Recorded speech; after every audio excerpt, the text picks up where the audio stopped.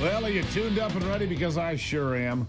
Ready to kick off another brand new day here. We're almost out of July. Time to get into the rest of summer and the back end of it here. Glad to have you on board here, fighting for you from the Foxhole of Freedom. It's the Steve Gruber Show. Who do you want in your foxhole? Who do you want standing there fighting for freedom, fighting for you? I'll do it every single day. Here are three big things you need to know. Number one, UCLA paying out millions of dollars in a major penalty for creating a Jew exclusion zone on its campus and creating a campus filled with discrimination. Millions being paid out. Number two, President Trump has addressed kicking Jeffrey Epstein out of Mar-a-Lago, and Ghislaine Maxwell is trying to bust out of prison as the saga continues. And number three, it is time to get lean and mean like a fighting machine. Nice little rhyme, isn't it? The Trump administration is cutting back on regulations like we've never seen before, and it's a very, very good thing. In a historic move, the EPA has introduced a proposal that would roll back the Obama-era endangerment finding. The endangerment finding. Do you know what this is? Well, you see, the 2009 so-called finding has been the basis, the foundation for most of the climate change hysteria and regulation. It came after the EPA decided that pollutants from burning fossil fuels harm the environment, that carbon dioxide specifically, and sometimes methane, are going to be the end of us, destroy the planet and humanity all at once. The White House Office of Management and Budget now looking to permanently reverse the finding, which would significantly hamper the EPA's ability to police so-called climate change, but it would at least muzzle much of the hysteria. Carbon dioxide. This is what they painted as the villain in their endangerment finding. It's a danger to the world, carbon dioxide. It's been around as long as Earth has, by the way. It's a natural gas that helps our plants grow, and any increases in CO2 can be largely attributed to natural cycles on the planet. Oh, and it accounts for 0.4% of the entire atmosphere. But the climate crazies, they don't care. They've been long dramatizing the presence of CO2 as being much worse than it actually is, to push for restrictions that are costly, unnecessary, and dangerous to us, to say the least.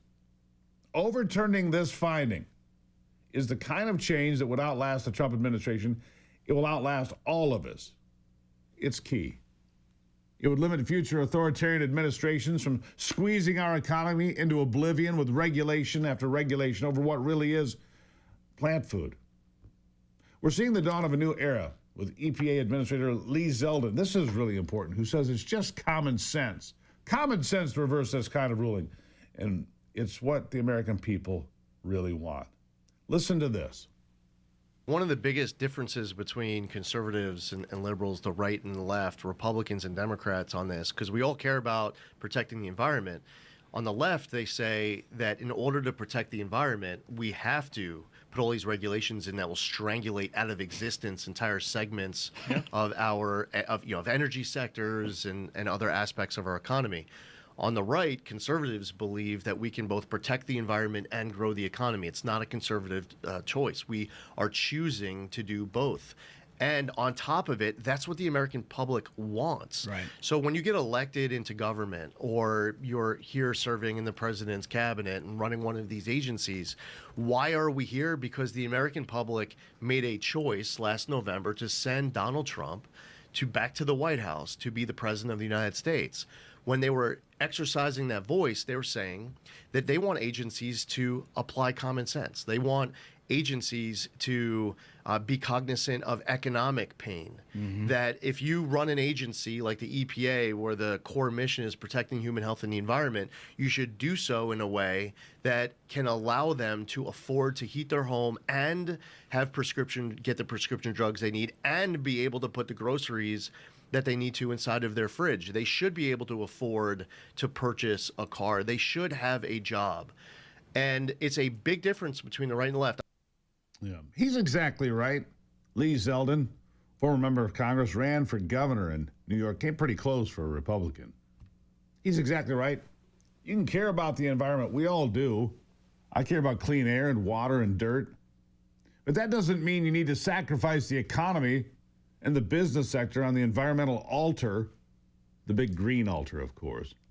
If the courts don't step in and mess this up, as they've done too many times, been prone to do, this move is projected to save Americans $1 trillion. $1 trillion with a T. Think about that. A few $1 trillion invested by way of the EU and Japan, and we save $1 trillion here. Things start to look pretty good around here. Yeah, save $1 trillion. That's how devastating this endangerment fighting has been.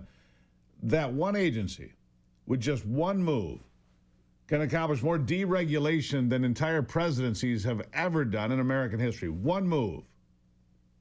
Zeldin has said that this doesn't mean we have to stop innovation in the energy sector. That's a good thing. And it can continue, but what the left was doing with these trillions of dollars had nothing to do with innovation. It was straight up criminal. Listen to this. I'll tell you one other big difference between the right and the left that I've noticed since coming in. I've heard this term environmental justice. And the best definition that somebody can give in favor of it, that you would get a lot of support, even conservatives would say, okay, I agree with that definition, is you would say that there are communities in America that have been left behind that need help dealing with remediating environmental issues. Okay, all right, we all agree with that definition. So what are you going to do about it? Now, on the left, in the name of environmental justice, they then will get tens of billions of dollars appropriated that instead of spending the money directly on remediating environmental issues, they want to give it to left-wing activist NGOs. They want to pay off, former Obama and Biden officials and Democratic donors and give it through pass-throughs. We have some examples of grants where the grant will go through 4 pass-throughs, and each of the pass-throughs will take 15 to 25% for administering it. Think how much a dollar gets diluted in order to get it to the recipient. And we say, well, why don't you just put it right to the recipient? Or if you're sending it to a state and the state is going to give it to the recipient, then you have, in theory, one pass-through or administrator so that the federal government can advance cooperative federalism and we're not doing everything ourselves. Here's the difference. On the right, not only do we disagree with the idea of giving all of this money to left-wing activist NGOs, we don't advocate for taking the money and giving it to right-wing activist NGOs. We say that if $1 is going to be spent in the name of remediating an environmental concern in some community that needs help, the dollar should get spent on directly remediating the environmental issue. We don't want to take the money from a left-wing NGO and give it to a right-wing NGO. It should go directly towards the purpose, or the money should just get saved for the taxpayer. Well, it should, but it doesn't. Not ever. There were tens of billions of dollars going toward green slush funds. They just got divvied up among Biden-Harris associates and Democrat donors and NGOs and other people cashing in. Do not let the left convince you that they're the only ones who care about this planet. They just care about lining their pockets at your expense because, well, that's what's been happening. Yeah. When we come back, we're going to talk about the people in Flint, Michigan, or East Palestine, Ohio. They'll tell you that the government isn't near as helpful as it claims to be. No, they help themselves to your money. That's what they do. They help themselves to your money and pass it out amongst their friends. It reminds me of like having a relief concert in Los Angeles for fire victims, who don't get a thin dime, and $100 million just disappears. The truth hasn't disappeared. This is the Steve Gruber Show. I'm glad you're on board the truth train today. Back after this.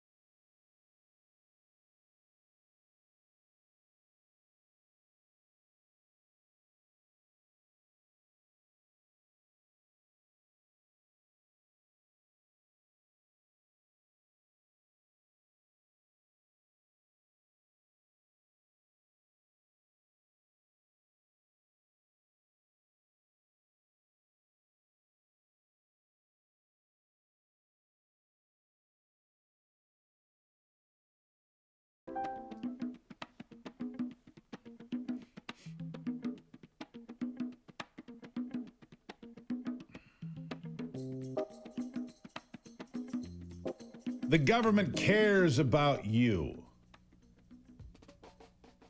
That's why they need to get rid of all these greenhouse gases. I mean, just ask people in Flint, Michigan, and East Palestine, Ohio. They'll tell you that the government isn't near as helpful as it claims to be. Why? Because our tax dollars are getting siphoned off to who knows where. Lee Zeldin detailed a specific example of what I'm talking about. He is on it. Listen to this. I'll give you an example on the other end of this. There was one CEO who was serving on the White House Environmental Justice Council for the Biden administration. While she was serving on this council, she was CEO of an organization that applied for and received $20 million. So some people were able to, with the right connections, be on the receiving end of billions of dollars. Others on the other end of this getting tens of millions of dollars, and the federal government not having oversight. And I just mentioned the account control agreements that were entered into at EPA and these prime recipients. They were amending the account control agreements right up to the inauguration. There were amended account control agreements we found January 13th. So they were scrambling before you guys got in there and kicked some tires. They amended it. So yeah, they amended these account control agreements to reduce EPA oversight and to make it easier for them to pass through the money without getting caught. Yeah. Another day, another shady Biden administration dealing is revealed, of course. I can't say I'm shocked. I'm just glad that the Trump administration is methodically undoing as much damage as they can. Deregulation is going to be the thing that puts this country back on track in some ways, in major ways. If you think the mountain of red tape is just too far gone at this point for any one administration to solve, I've got some news for you. If you missed it yesterday, we're putting AI to good use. Trump's DOJ department and the team there has developed an AI tool that reviews federal regulations and highlights which ones could be potentially eliminated. That's right, AI, going through the language. It's reviewing 200,000 regulations and identified half, 100,000 that should be removed because they no longer are required by federal law. It has to go. This is huge. It could be trillions more dollars in savings for Americans. I mean, it adds up, folks. Big trade deals on one side, deregulation on the other. Who wins? You do. We do. And here we were worried that DOJ might end up not being as effective as we were originally promised. In fact, it could be more effective. This astounding progress of an administration that's only been at the wheel for 6 months. Federal agencies are now going through the data, and they've been given until September 1 to review the AI tool's findings. September 1, that's 1 month from now, basically, and submit a list of regulations to eliminate, to get rid of. And if we really do end up cutting regulations in half, the projected savings and compliance costs alone are another $1.5 trillion, along with stimulating $600 billion in investment. That's $2 trillion swinging in the right direction, raking another $1 trillion in revenue, and shrinking the federal government by $85 billion. Win, win, win, win. Good news across the board. I can only hope that we'll actually see it come to fruition, but I'm already encouraged by Trump delivering on his promises because if you'll remember, this was one of them. Here he is. This will be the largest and fastest, most aggressive regulatory reduction. It's going to be the largest regulatory reduction in the history of our country. And it's going to happen very fast. Yeah. There's a reason we cheered for that. You see, because we know that a slimmer government is one that serves more people better, serves your interests. When you try to cater to just one crowd, to the climate crowd, for example, those fanatics or the left-wing crazies, you end up helping no one and damaging the opportunities afforded to most Americans like the rest of us. But when you have a government that leaves room for Americans to decide their own course, well, then it thrives. There's optimism and opportunity. It just thrives. And economists are excited about this new era. Here's an example. Listen. Why is deregulation such a big deal? Because you think it's the most important factor out there. It is now that trade is, I think, largely past us. Look, there's very little attention paid to this subject, and it's just amazing to me because The mother's milk of stock market gains are earnings, and earnings are driven by less red tape. And so we're going to see deregulations afford the banks the opportunity to loosen their purse strings a little bit and have more capital start to flow. So I think we're on the precipice of one of the most business-friendly environments of our time. That's a big deal, you know. It certainly is, on top of... If we're on the cusp of the most friendly business environment of our time, surely we're on the cusp of a nice move for the market. Add to that AI, add to that the extension of the tax cuts. Yeah. It is time to slash the red tape and unleash America's potential. Deregulation is roaring back with a vengeance. Lee Zeldin's leadership under Donald Trump and the AI tools findings promise trillions in savings, boosting our economy once again, and keeping innovation alive. This is America, my friends. If the courts don't meddle, this could be the dawn of a freer, thriving nation. God bless America. We're on the right track. Did you know, by the way, that American homeowners nationwide have over $32 trillion in equity?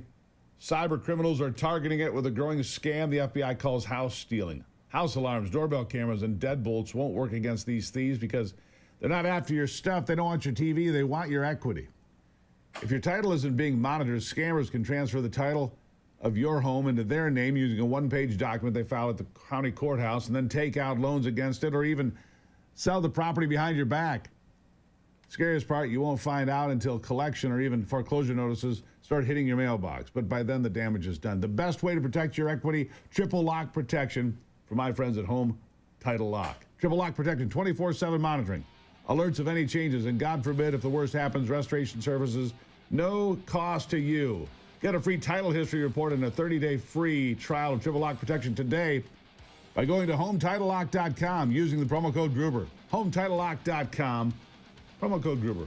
It's free to ask, folks. You might as well find out and support this program at the same time. I'll be right back.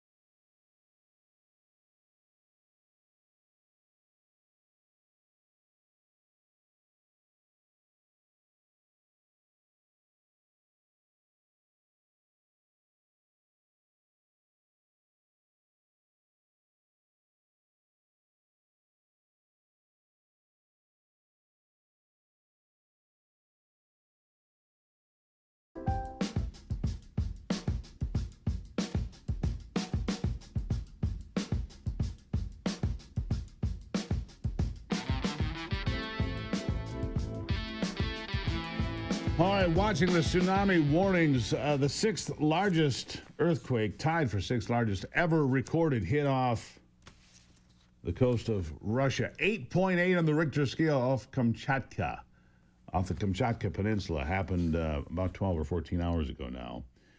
The U.S. West Coast and the Hawaiian Islands among those under a tsunami warning. The waves hitting Hawaii so far, 6 feet, just a couple of inches shy of 6 feet in Kilauea, 5 feet in Hilo. Biggest waves in California, 4 or 5 feet. So not one of these devastating, earth-shattering events like you've seen in other places like Japan and elsewhere when these tsunamis come. Not that devastating, but devastating nonetheless, and could create some problems and some localized flooding. You know, in 1964, a tsunami caused by an earthquake in Alaska triggered a wave reaching 21 feet. So we're hoping that doesn't happen, obviously, as we keep an eye on everything happening with this. An 8.8. I mean, that is just a monster on the Richter scale. Just no other way to put it. It is an absolute monster. Look, if you'd like to save some money with your with your electricity bill, your heating bill, and everything else, well, WellConnect might have an answer for you. If you've got a well in your yard, you're already halfway to a geothermal system. Add a WellConnect system as little as 8 hours and start saving big. You'll cut your heating costs maybe by half or more. Extend the life of your furnace, cool your home more efficiently, too, all without major renovation. The fastest, most affordable way to bring geothermal home. You can learn more at wellconnectgeo.com. Look, there are some federal subsidies, green subsidies that'll be going away at the end of the year. This is the time to do this. If you heat with propane or electricity or heating oil, you're the best match for one of these systems. You can save up to 90% on your utilities. Real savings. And if you finance a system, your savings will outpace any payment you make. You start saving money from day one. It goes in about 1 day. If you're a do-it-yourself person, you can do it yourself. Maine to Montana and all points in between. If you want to save money, you want a WellConnect geothermal system.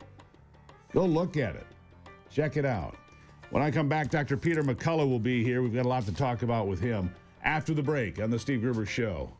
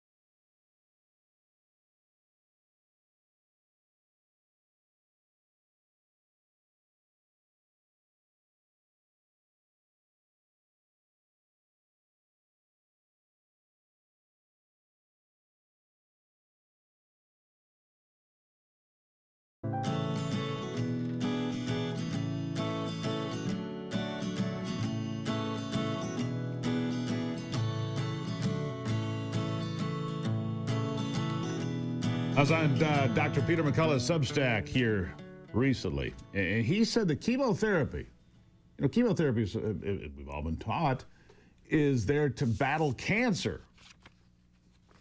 But as I read through, it said that there were some unintended consequences, including the possibility that chemotherapy could actually reactivate dormant cancer cells, creating another problem. Dr. Peter McCullough is the Chief Scientific Officer at the Wellness Company. He joins me now. Doctor, nice to have you back on the program. Thank you. Pretty surprising read there on your Substack that chemotherapy designed to fight cancer, to help people become healthy again, can actually reignite the fire and reinvigorate some dormant cancer cells. That's pretty remarkable finding, isn't it? A study that we were reviewing in the peer-reviewed literature points out two important things that can happen with chemotherapy. Now, patients get chemotherapy in combination with radiation and surgery, for many different types of cancer. However, the first thing that can happen is the cancer cells themselves can become resistant to chemotherapy. And that's well described, where it was working, then suddenly the chemo doesn't work. The other thing that it can do is it can actually incite what's called a secondary malignancy. So it treats the first cancer, and then, months to years later, a second cancer arises. So, conventional chemotherapy is, far from perfect, and oncologists and cancer centers are working, night and day to come up with better protocols. But I thought this paper was important, and it shed some light on what, I've had some patients observe to say, listen, things were going great with chemo, and then suddenly it stopped working. Yeah, and suddenly it stops working and it goes the other way. That can happen, and maybe this is part of the answer. Like you say, these oncologists working tirelessly to try to find cures for cancer, and we all certainly hope they do. Now, cancer treatments, as we know, incredibly expensive, and that's good for Big Pharma and its bottom line because they spend lots of money on lobbyists and on television to put their messages out there. What do you think Big Pharma thinks about finding a cure for cancer?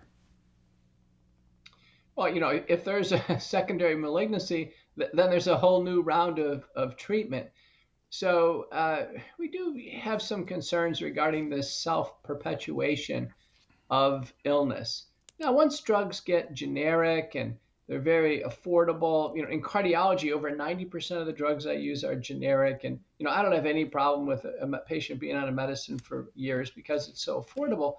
But this expensive chemotherapy, which is typically administered by cancer centers under a particular reimbursement scheme where the cancer center gets money for administering the chemotherapy, has created incredible cost structures that insurance companies and patients face. One of the things you suggested, I think, should be considered, and I think we should get rid of all the advertising on TV. It's an unnecessary cost that the pharmaceutical companies have, and they load it into the price of the drugs, and it's very confusing to the public. Well, I think what happens is, and I'm sure you see this, people see these ads, they get bombarded with ads from Big Pharma, watching the football game or their favorite program at night, doesn't matter, they get bombarded with these messages, and then people are like, well, gosh, I've got those symptoms, and the next thing you know, they're on the computer, and they're self-diagnosing and creating more problems for themselves and for their doctors because they've convinced themselves they have a problem that they may or may not have and most likely don't have. So all this advertising creates a lot of secondary issues itself, doesn't it? I think it creates more confusion, Steve. I've faced this in medicine for decades now. They use complicated acronyms that aren't necessary. I think most patients are just confused, and typically for very rare conditions. And the companies portray the illness in some fanciful way, like somebody dancing around, or United States and New Zealand are the only countries that allow this. Just like with tobacco advertising, I think it's time for Big Pharma advertising to go. Yeah, I agree with you on that. One of the drugs we talk about on this program regularly, with you especially, is ivermectin, and it has showed promise when it comes to dealing with cancer and issues like that. The problem with ivermectin is it's dirt cheap. It's dirt cheap. That doesn't help Big Pharma pad their bottom line. Maybe that's part of the answer, isn't it?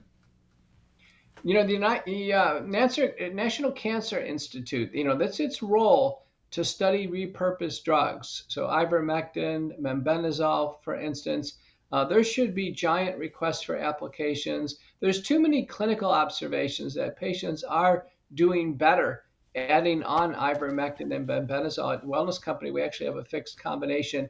And there's just too many anecdotal reports coming in because it's well tolerated. Patients are doing well. They're excited to have something they can control.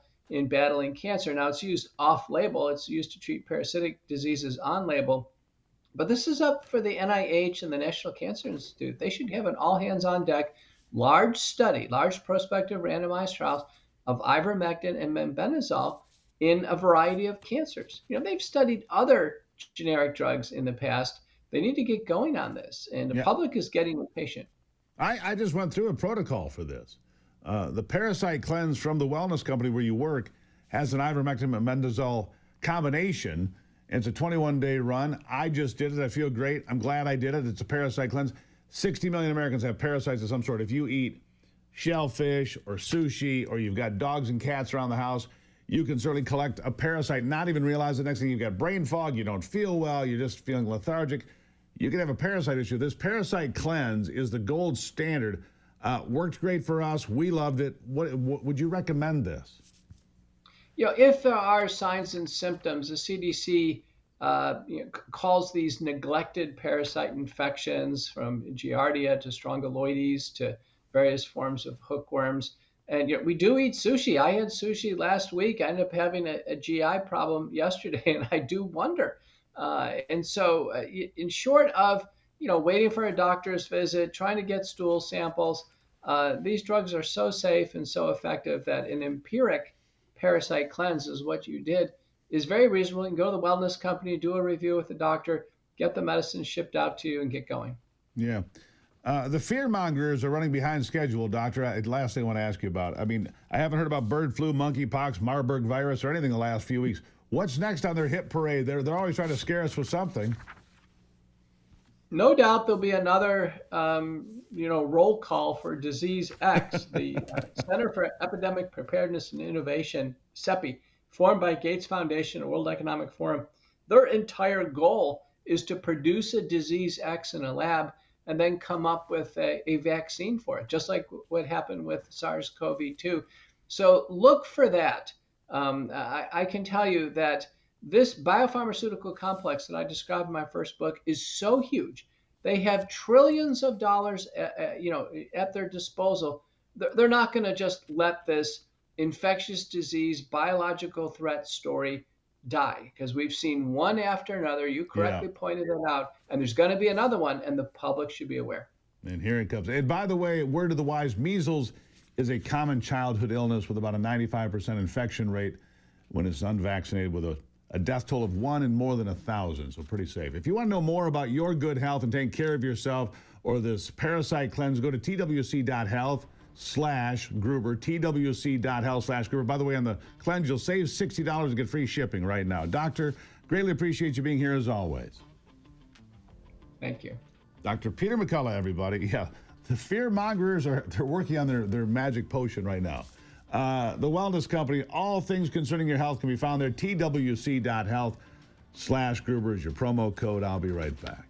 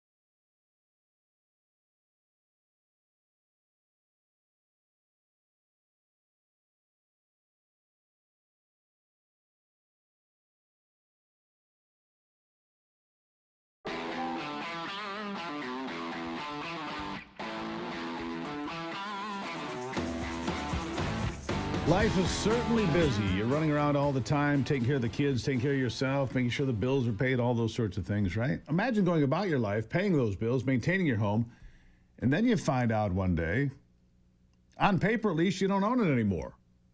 That is the reality of title fraud, a growing epidemic for homeowners across this country, and it happens when someone forges your name on a deed, files it with the county, transfers ownership of your property without you even knowing it. And you don't know it's happened until you get a notice of eviction or foreclosure in the mail. It may sound like something out of a movie, but my friends, trust me, this is real. It happened to my next guest, Jennifer Washington. She's a title fraud victim. She joins me now. Jennifer, thank you for being here. You're welcome. Thank you for having me. All right, so tell us about this. What you have an ordinary day, you're running around, you're paying your bills, taking care of the things you need to take care of, and all of a sudden you look down and you say, "What is this?" Tell us what happened.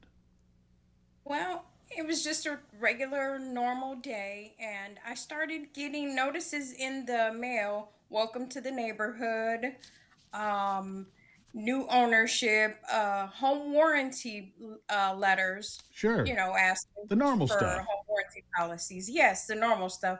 And I'm like, this seems strange because we've been here the whole time. So you're getting new ownership notices, and you lived in the house how long?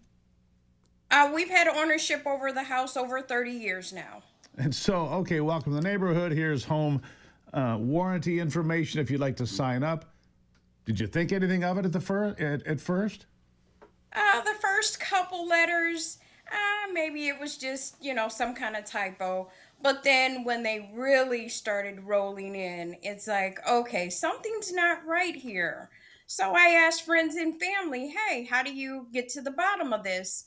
And I was referred to look under the county website for the recorder of deeds. And that's where it was discovered that the house had been removed from ownership. Man, what a feeling. What was that? What did that feel like in the pit of your stomach? Complete violation. I mean, it was one of the worst feelings I've ever had. You're powerless. You don't know how someone does it, how they're able to get it done without you even knowing. Yeah, and so there you are, the letters come, you kind of dismiss them, then you're like, well, what's up here? Then you find out somebody has pulled this remarkable scam on a house you've owned for 30 years, been paying your mortgage, doing your thing, building equity, and suddenly they're taking it away from you. I think I'd feel violated as well. What do you do at that point when you realize something's that wrong, really very wrong?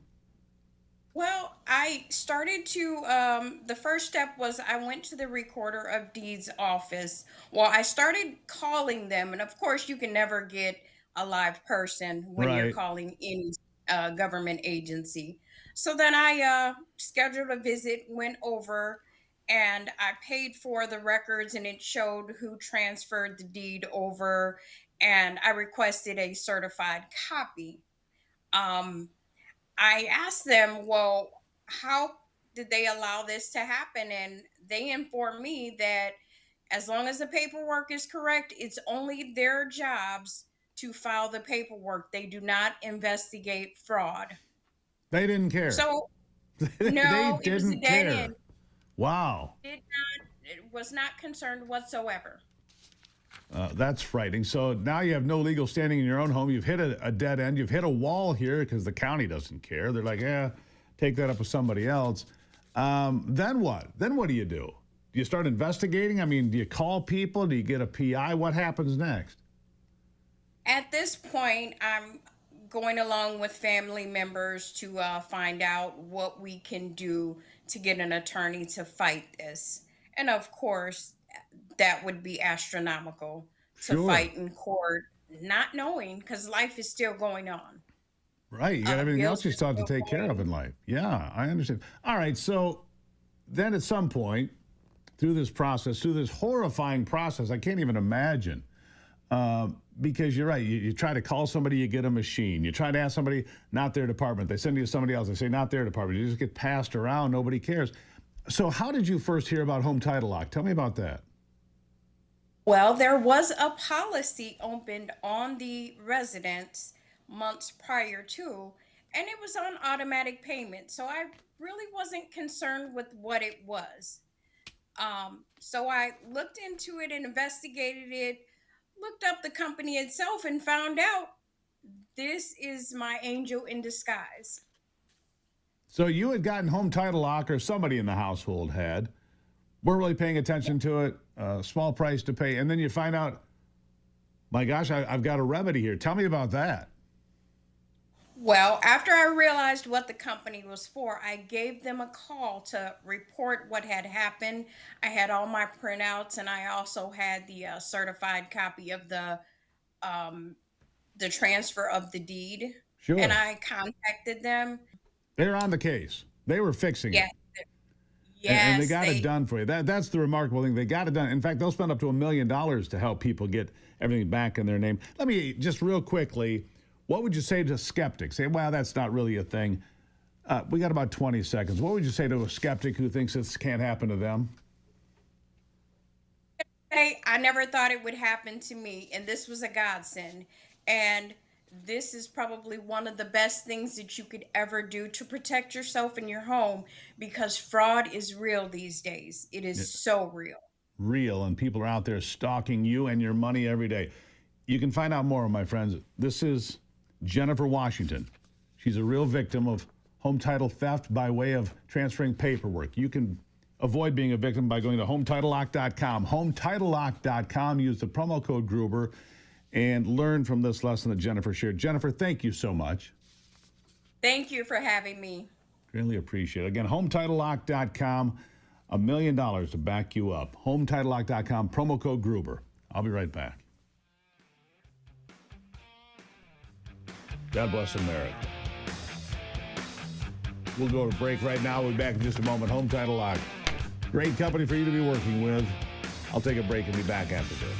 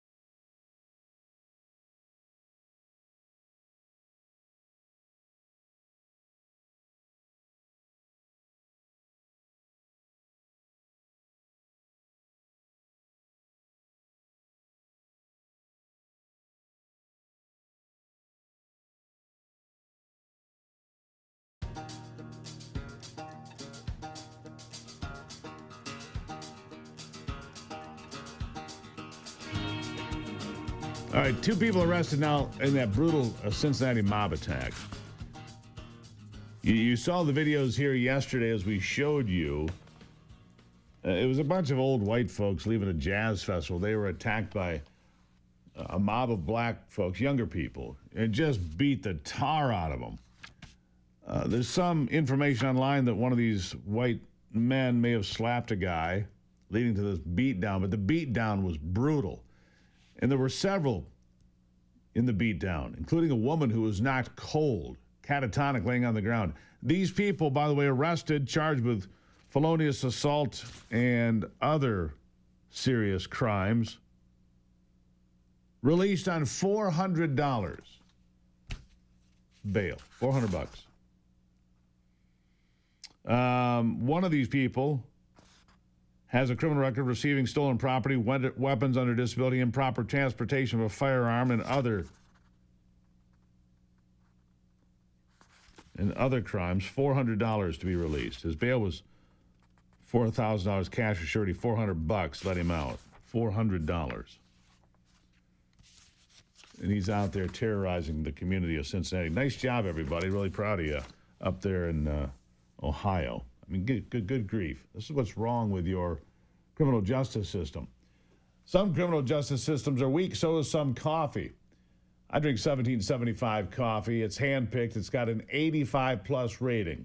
Roast to be bold to perfection. It's coffee for the strong. Dark roast hits like a freight train. Medium roast, smooth but powerful. Even a Vitality Mushroom Blend to sharpen your focus and keep you on track on the truth train every day. 1775coffee.com/Gruber. Use that code Gruber for 10% off. Every dollar you spend enters you for a chance to win a Tesla Cybertruck, $30,000 in cash. 1775 coffee. It's what's in my cup, baby. Bold, strong, no BS. 1775coffee.com. Promo code Gruber. Save yourself some money. It's the taste of freedom. Enjoy your coffee, my friends. I drink lots of it. Some say too much. At any rate, I'll be right back. It is the Steve Gruber Show.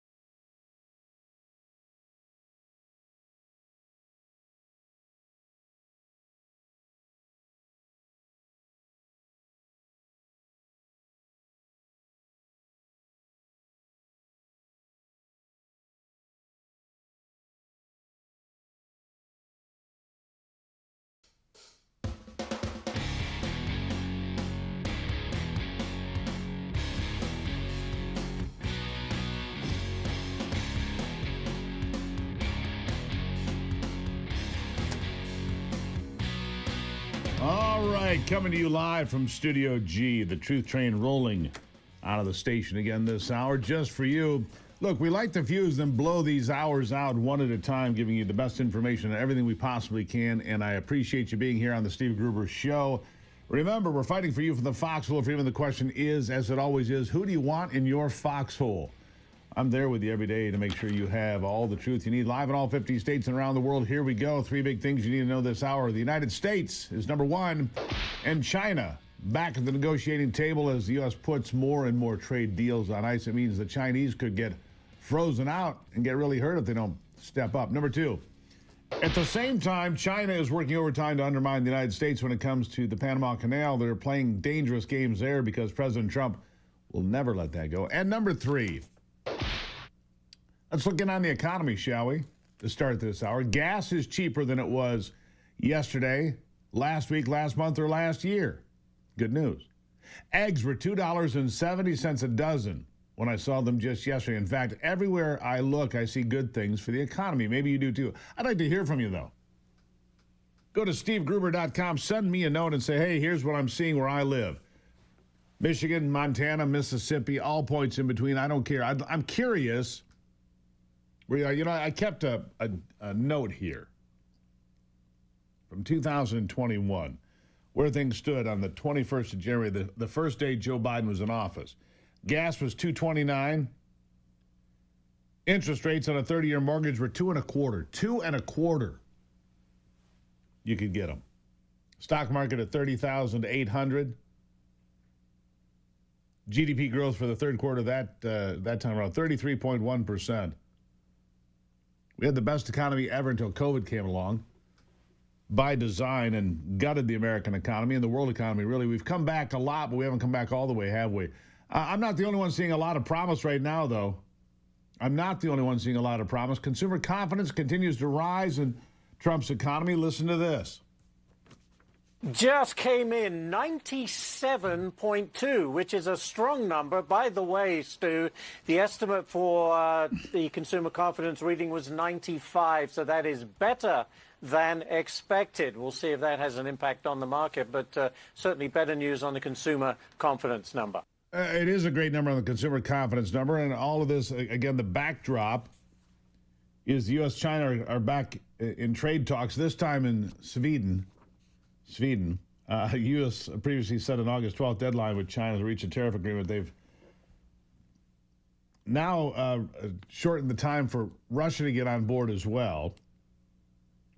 The meetings may not result in any significant breakthroughs. The two countries could agree to another 90-day extension of pause on increasing tariffs, like the one that occurred in May. But I wouldn't count on that. Look, they're back at the table. And with Trump securing deals with the EU, the UK, Japan, the Philippines, Vietnam, the list goes on, it puts the pressure on China. And Senator Josh Hawley praising President Trump and the trade deals that he's getting done that have been pushed by, remember this, please, those on the left, alleged economists kept saying, well, Donald Trump's tariffs are going to wreck the economy. There's going to be massive destruction of the economy. We'll get to some people that said that in just a moment. But it has been just the opposite. Those tariffs not only have put money into the United States coffers, billions of dollars, $29 billion in June. We'll see what July looks like soon. But it has powered these trade deals. It's worked. I don't care if you're a Republican or a Democrat, an independent.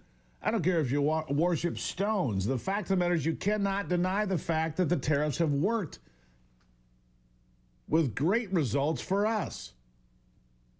Senator Josh Hawley of Missouri feels the same way. Listen to this. Can we just take a second to underscore what you said about President Trump? Lo and behold, his tariff plan is working. He's getting these fantastic trade deals. And what I love about him, Steve, is not only is he getting more investment in the U.S., markets, fair deals for us where we actually can get into these markets on fair terms for our farmers and our manufacturers, but also he is locking in tariffs, 15% baseline tariff in the EU. Just remember back to January when Trump was proposing 10% global tariffs, and the Financial Times and people like that were melting down and saying, oh, that'll crash the global economy. Now they're celebrating it. So there you go. But number two, here's what I would say about this. These tariffs are raising incredible amounts of money. We're on track to raise over $150 billion from tariff revenues this year alone, this calendar year alone. My view is we ought to give a portion of that back to our working class, blue collar voters who powered the Trump revolution, who got this president into office multiple times, and who are the backbone of this nation. Biden has crushed these people. What a legacy for Donald Trump to say, I'm going to take a portion of this massive money that he's raising on these tariffs and return it to the people who run this country and are going to build our future. $150 billion over the course of this year in tariff money coming into the United States. $150 billion. No small thing. By the way, these rebates, and he is the same guy who put the rebate deals together during COVID, is Josh Hawley. So when he says, I'm going to put money together for you, it's probably going to happen. $600 per person, depending on income. It'll be phased out at a certain point of income. But hopefully you will get your portion. I think everybody should get the portion. If you put in, you should be able to get it out. It doesn't matter how much money you make for the most part. $150 billion will be the money coming in from tariffs. He's putting together a deal, $600. So a family of four, $2,400 would be the check in the mail. That kind of helps, doesn't it? And remember who Donald Trump ran against in 2024. Donald Trump ran against Kamala Harris. And she said by middle of the year, recession, doom and gloom. The economy is going to tank. If Donald Trump is elected, it'll be destruction of America. Here's your favorite Kamala Harris. Economy would accelerate inflation and invite a recession by the middle of next year. Increase inflation and by the middle of next year would invite a recession. Increase inflation and invite a recession by the middle of next year. A recession on by the middle of next year. To a recession by the middle of next year. Recession by the middle of next year. Recession by the middle of next year. A recession by the middle of next year. A recession by the middle of next year. A recession by the middle of next year. Recession by the middle of next year. Yeah, well, it is the middle of next year, and I don't see a recession, do you? The perfect investment advice comes from Scott Bessent. It's short and sweet. Here it is. You've been described as a global macro veteran and you run a hedge fund. In this moment, where would you put your money if you were still running one? United States of America. The United States of America is where I'd put my money. Pretty simple stuff, isn't it? I would not put my money on Starbucks. So here's one little bit of investment news for you. Starbucks struggling. The coffee giant same-store sales have dropped for the 6th consecutive quarter. What's happening to Starbucks? They falling out of favor with 20-somethings? Is Starbucks in trouble now with 20-somethings? Maybe. The coffee chain in the midst of a Back to Starbucks initiative, a major brand reset. We'll see what they have to say. Simplified menu, fresh baked goods, cups with handwritten messages, and quicker service. Back to Starbucks. We'll see if that works out. Right now, though, they're in trouble. Losing money. I'll be back. It's the Steve Gruber Show.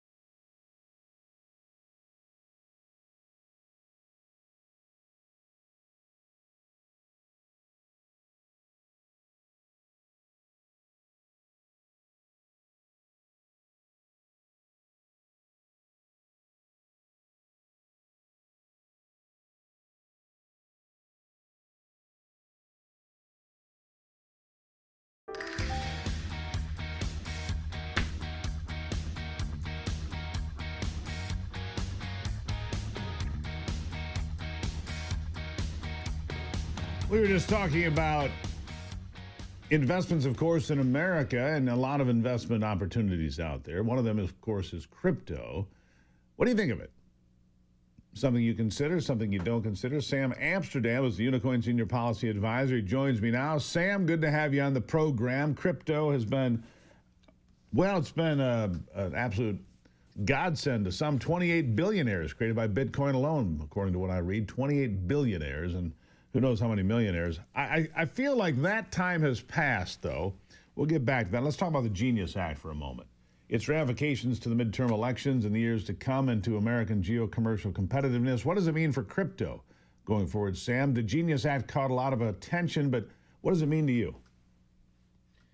Well, I think it means, thank you very much, first, Steve, for the opportunity. I think it means greater American competitiveness on the world stage when it comes to cryptocurrency and decentralized finance. Under the Gary Gensler administration of the Security and Exchange Committee, America was lagging behind. There was a deterring of the embrace of cryptocurrency, and under the Trump administration's warp speed pursuit of cryptocurrency regulation, which is achieved and made real by the Genius Act and the Clarity Act, America can maintain through U.S. dollars its dominance in the global economic arena. And I think to your point about the Democrats and competitiveness in the electoral space, they're going to have to play catch up. They're going to have to appeal to the crypto electorate that is massively growing. Now, there is a position paper, a policy paper, a white paper, I suppose, coming from the Trump administration on crypto. Any inkling of what's in it? Any insight that you can share with us here today? Well, I'm excited to see it launch. It should be launching today. I think it will offer greater clarity as to the ramifications of the Genius Act, of the Clarity Act, in terms of the regulatory guardrails that they provide for the layman crypto onboarder. We're seeing a massive onboarding of cryptocurrency from the American populace writ large, but there's still a lot of trepidation. We are looking for made in America backed cryptocurrencies that are tied to real world assets, cryptocurrencies that are tied to the US dollar. And I think the policy paper today will outline very clearly the ramifications from these two historic acts in the arena of cryptocurrency in America. Right. So is crypto the future? Is it going to be a cashless society run by crypto and things like this? Look, I saw reverse ATM machines. I've never seen such a thing. You put in cash so you can have a card. I just saw one of these for the first time. Didn't see it in person, saw it on social media where I see everything, of course. Is that the future in your estimation? I think it's a concurrent future to the traditional U.S. dollar, to traditional currencies. I think it's hard to ignore that we as a society have gone from trading seashells to physical paper to e-transfers and credit cards, and that this is a natural evolution. And I think with advances in artificial intelligence and quantum computing to maintain economic stability and security in the face of adverse threats to cryptocurrency stability, I think that this is indeed a really bold and exciting future. And I think that it's important now that these regulatory frameworks are in place and that greater education and access is provided to the American populace. Yeah, there's a few that come to mind. Bitcoin, of course, the most famous. It's the greatest appreciating asset in the history of the world. That's what crypto is when it comes to Bitcoin. But Bitcoin, I didn't look recently, it was at about $120,000 the last time I looked, 118, somewhere in there. So the chance of becoming a Bitcoin billionaire is pretty slight now, because you're not going to see those, 1,000%, 5,000% increases anymore. You can probably still make some money there, but are there other cryptocurrencies that are, younger, things like XRP or Ethereum or 1,000 others that are, less developed, I guess is the term I would use, that can still offer people a chance to become wealthy? I think that's a really shrewd play and analysis. I think the reality is Bitcoin was not built for scalability. It was originally designed for anonymity.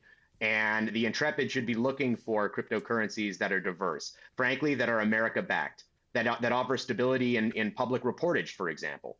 There are going to be a lot of contenders that are going to look to brand build in this space, but trust and transparency is going to be mission critical to the layman investor and the intrepid investor that's looking to diversify their cryptocurrency portfolio, not necessarily away from Bitcoin, but certainly in addition to Bitcoin. Yeah, XRP, I've got some friends of mine that are quite bullish on XRP. They say, look, it's got a dozen patents. It's hooked up with banks. It can do all of these different things and exchange money in 3 to 5 seconds, not this 3 to 5 day nonsense. You know, the bank holds on to my money. They use the money, say, oh, we'll send you a check in the mail. Of course you will, because until that check arrives and I take that check, they're using my money.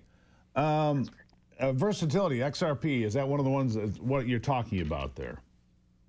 I think it's one of many, to be sure. I think it's a really exciting period for 2025 era economic competitiveness in the space that is part and parcel of what the Trump administration was looking to bring to the fore in terms of geo-commercial competitiveness. I mean, America has lagged behind the UAE, the ASEAN community in terms of adoption of cryptocurrencies, and this is an exciting and monumental moment in American history. For the average Joe to invest and invest shrewdly with the right education and regulatory guardrails in place in cryptocurrency. Sam Amsterdam, he comes to us from Unicoin. Really well done, Sam. Come back anytime. People need to have a better education on this and an understanding, and we might need to do this more. Thank you for taking the time to be here today. I appreciate it, sir. Thank you.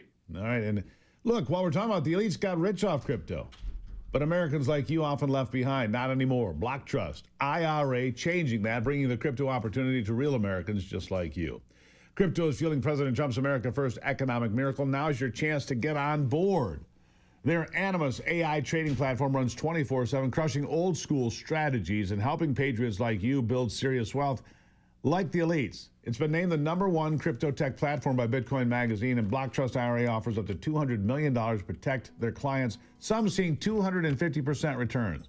If you're a teacher, trucker, retired, or a small business owner, get this time to yourself now. Get $2,500 in bonus crypto. Sign up today. Steve Gruber, Crypto.com. Steve Gruber, Crypto.com. You can find out more. Look, I want you involved. I want you to make it out there. Steve Gruber, Crypto.com. I'll be right back.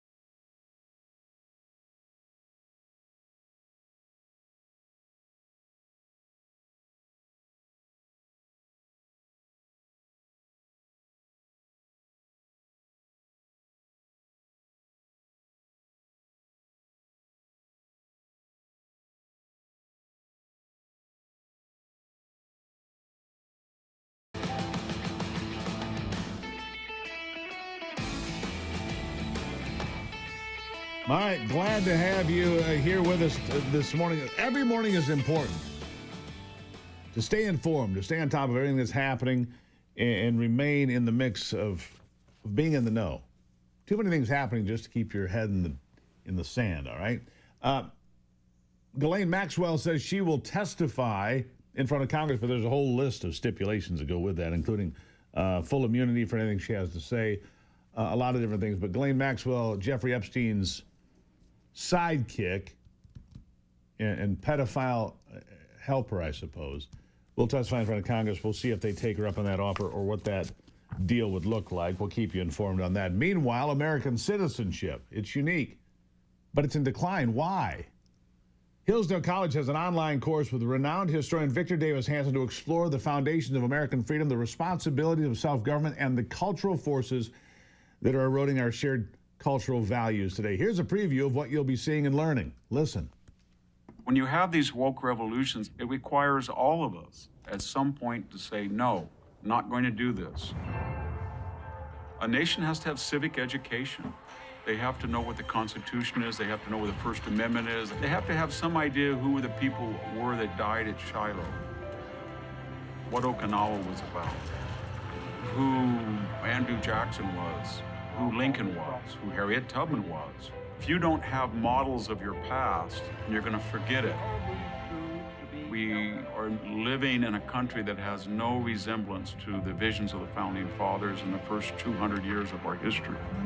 We're losing that ability with tribal politics, wokeness, cancel culture. If you lose the idea of citizenship, and if Americans don't see themselves as unique citizens of the United States, then you don't have a country. Then you don't have a country. Powerful historical insights, modern analysis. Victor Davis Hanson revealing how reclaiming the principles of the founders can restore our nation's civic strength. Enroll for free. Free. Gain the knowledge to defend liberty for future generations. How do you do that? Easy. Gruber for Hillsdale.com. Go there now. Gruber for Hillsdale.com. Join me in defending our freedom and learning about our incredible country. Gruber for Hillsdale.com. Please support the people that support this program. Hillsdale, great partner. Go check it out. Look, it's free. What else can I give you here today? Gruber for Hillsdale.com. I'll be right back.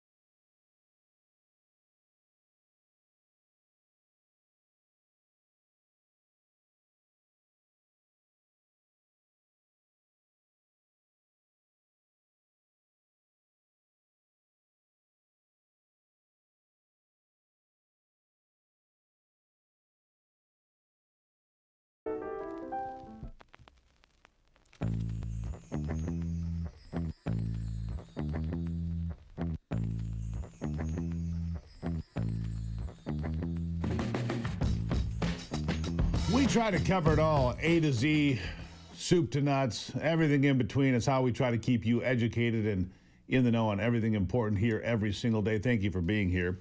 This part of the program brought to you by PuroVet. It is the initiative of PuroClean for veterans And Puro Vet's Veteran Initiative, Puro Vet, where veterans find purpose in property restoration and entrepreneurship, saluting those who served. 855-PURO-VET or purovet.com. You can find out more right there and maybe help a veteran today. If you haven't heard about it and they haven't either, make sure they go to purovet.com today. Shifting gears now, Stephen Wilford is a spokesman for the Gun Owners of America. Stephen is the hero with a gun from the Sutherland Springs incident back in 2017. He has since co-written a book about that entire ordeal. Gun Owners of America are having their 2025 summit. Paxton's going to be there. Massey is going to be there, apparently. We'll see how Thomas Massey does. Ken Paxton should do just fine. Thomas Massey, not too popular right now with some folks, but we'll have Mr. Wilford come in here. Stephen, how are you today? I'm doing excellent. How are you doing? I'm doing well. The summit's coming up. Look, Ken Paxton, look, he's a Texas guy. They like him down there. They like him better than the senator that is there now, according to the polls. Thomas Massey not doing as well, but tell us about your summit no matter what. Well, so we're going to be in Knoxville, Tennessee again. We're going to have Thomas Massey. He's been an absolute pit bull for the Second Amendment and backs GOA. That's Gun Owners of America. We're going to have a good time. If you're a member of Gun Owners of America, you get into the summit for free. Knoxville is a great place. It's superb for... it's just a little bit small of a venue. We have outgrown it, and we're looking for another venue for next year. But this year will be superb. But last year was our very first. We had so much fun, and it was such a success that now we're having growing pains there, and we will be. So if you're in and around Knoxville, go enjoy it this year. And next year you might have to travel a little bit farther, but you will want to come back. Well, we'll see. I was pretty surprised. I got to go to the headlines. Of course, there was a shooting in New York here a couple of days ago. First time I've heard about a guy with a concealed carry permit being involved in a shooting. First time I've ever heard that, all right? But the point that I'm making is this. He had a history of mental illness and other problems. I'm not sure how Las Vegas, or Nevada more specifically, gave him a carry permit. We work pretty hard on this side of the street, Stephen, you and I and people like us, to make sure that those that are not quite balanced or wrapped too tight or not tight enough don't get guns, don't we? So how did this happen? Well, a criminal's always going to get a gun, and it really doesn't make any difference what you do, how many hoops you put in front of them. And for just example, as far as the gun he had in New York, it was illegal. It was illegal to own an AR-style gun in New York. It's illegal to have a pistol brace in New York. It's illegal to have a 30-round magazine in New York. And yet he had all of those. Your laws don't matter to criminals. They're going to have what they are going to have, and it really makes no difference. The best way to solve that kind of an issue is have a good guy with a gun there. And on that side of the ledger, we have what happened in Traverse City, Michigan, Saturday at the Walmart, a mass stabbing, and a retired United States Marine pulled his pistol and held the suspect until police got there. So there's the other side of the coin, isn't there? That is the other side of the coin. And again, in Michigan, at the church not long ago, where the guy came in. That's right. Intent on killing people at the church, where they were having their vacation Bible school day, where they had over 150 children there at that church, and a guy chose that day for that to happen. A deacon ran over the guy with a Ford F-150, and when he got up, the safety response team was able to meet him and greet him properly. Neutralize him, as they say. Built Ford tough, by the way, that pickup truck. There's an ad for you. Run over the guy with a gun, and then the guys, as he tries to get back up with his gun, they let the air out of him. Absolutely. Stephen. Yeah, they let the air out of him. Absolutely. That's the way it's supposed to happen. Yeah, and there you have it. So 2 incidents in Michigan in recent weeks, showing that a good guy with a gun can really make a difference and protect people. I mean, how bad could it have been in a Walmart if nobody was there armed? Thankfully, Michigan has concealed carry, and that's what happened. What can we expect at your gun summit? What are we going to see there? Tell us real quick, and then we're going to blast out of here. What should you expect to see at goals, you mean? No, in your show. What are we going to hear? Goals, what's on the table? What are we going to hear from the podium? Well, there's going to be all sorts of speakers. Dana Lash is going to be there. Kash Patel will be there. I will be speaking from a stage. A lot of your favorite influencers will be there speaking. It's going to be a good time. We're going to continue as Gun Owners of America to fight for your rights. We have coming out a quarterly magazine that's going to start being distributed to all of our members, and we're going to talk about the fight and how to get into the fight, how to fight correctly, and how to be prepared for what might happen to you. We always hope and pray that it never does, but if it does, be that one person that would step up and stop a mass shooter, just like the guy in Traverse City. Absolutely, or the guy at the church there. If you ever saw the picture, there's a little church, not unlike where you had your incident there in Texas, right? I mean, it was a small church. This guy was going to go after it just like the guy did in Sutherland Springs back in 2017. And so the good guys with the gun, the people we heard about this week, coming out on top. That's good news, right? I'll give you the last word. Absolutely. Please go to gunowners.org and sign up. It's only a $25 membership for an annual membership. Please go to gunowners.org. Go to my website, The Barefoot Defender.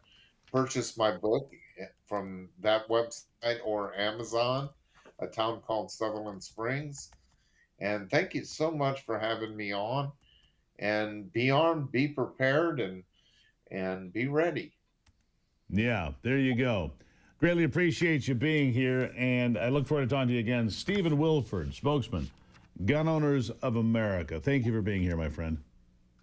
Thank you, and God bless. God bless you. All right, so that summit's coming up. You can find out more online with Gun Owners of America. I encourage you to do so. They're a good organization, good people, and you should have a lot of interesting people to talk to when you're there at the summit, Knoxville, Tennessee, which, by the way, is a great town. When we were running shows for the Outdoor Channel, Knoxville was a place we spent time because you know what they got in Kentucky? And Tennessee? Big whitetails. They got them in Kentucky, too, but in Tennessee, Knoxville. We've got them there and in Kentucky as well. So there you go. We'll take a break. We'll be back. It is the Steve Gruber Show on a Wednesday.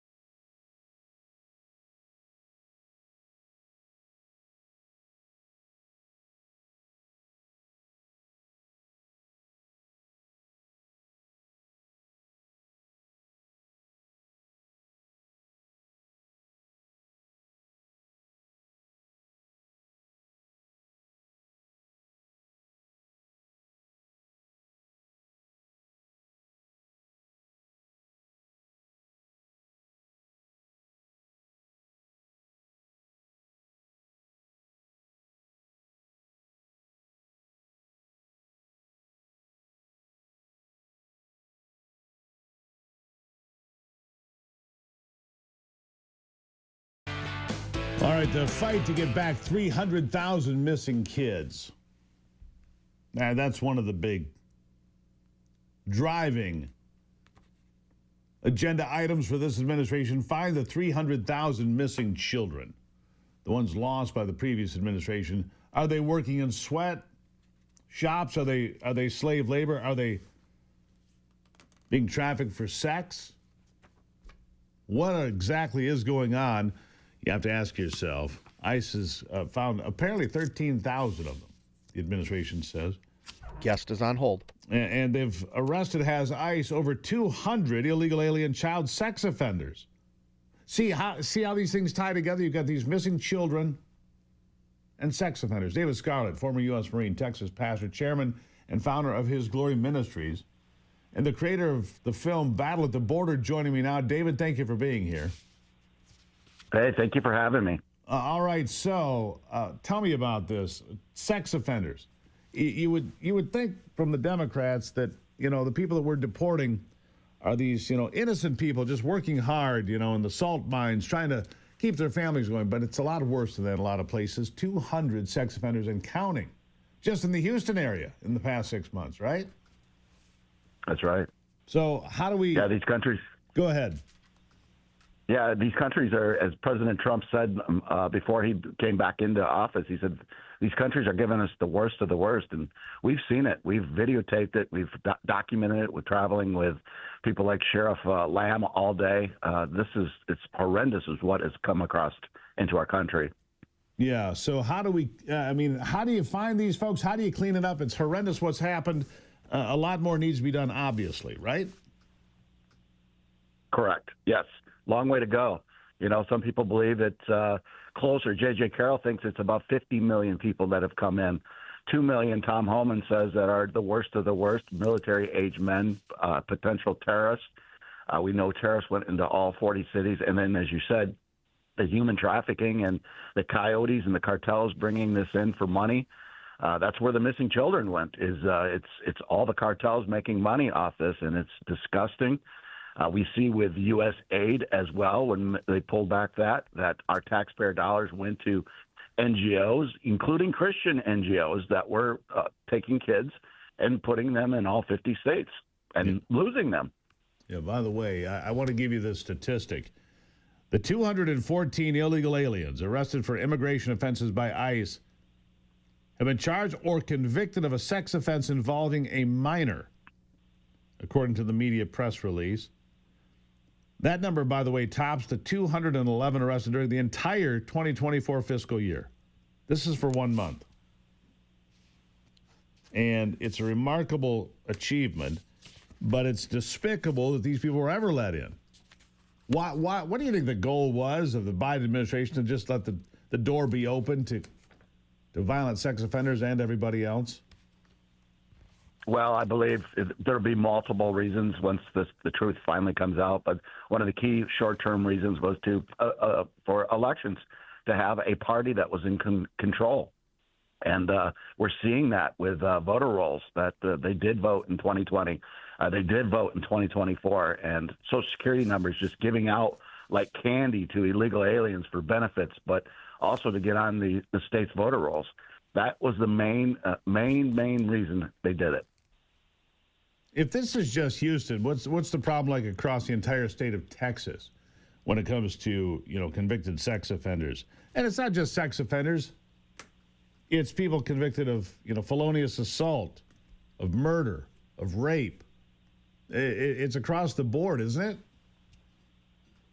It is. And President Trump a couple of years ago said that Maduro and Venezuela literally opened up their prisons and sent them to the United States, and other countries did that too. That wasn't a figure of speech. He wasn't stretching it. It literally would happen. Tom Homan will tell you that. Yeah, as well he should. Let me ask you, how do we continue to get these things? You've got people out there, so how do we continue to catch these people when you've got people battling ICE officers every time they go out on a raid in some places? Their vehicles are surrounded, bricks are thrown, names are called, violence ensues. We need to do better. Yeah, just think about that they're, you have a party standing up for terrorists and illegals that are in this country illegally and going against children in the United States of America. If we can't rally around children, I don't know what we can't rally around. We have to say no more to this. Yeah, I agree with that. David, greatly appreciate you being here. It is David Scarlett, former U.S. Marine, Texas pastor, and he created the film Battle at the Border. David, thank you so much for taking the time and stopping in. Thank you so much for having me. Blessings. Appreciate it. All right, there you have it. David Scarlett, everybody. Meanwhile, the United States West Coast and Hawaii and Alaska still bracing for the aftermath of the sixth biggest earthquake ever recorded. 8.8 happened, 2 a.m. Eastern Time off the coast of Russia, Kamchatka, the peninsula there. Happened late on Tuesday. The tsunami warning issued in Hawaii, Northern California, Alaska, prompting thousands to evacuate. This has unleashed a devastating tsunami along parts of Russia. The waves in Alaska reached to almost 6 feet. And right now, these tsunami waves are hitting in places like Eureka, California. But so far, they have been 4, 5, 6 feet. Big waves, but not devastating. The last time this happened, there was a 21-foot wave unleashed on Alaska. That was 1964. 21-foot high, killed 11 people then. Thankfully, we're not seeing that right now. Now, when we come back, we'll have sports with Brock Palmbush. So don't go anywhere. It is a Wednesday morning on the Steve Gruber Show. Glad to have you here.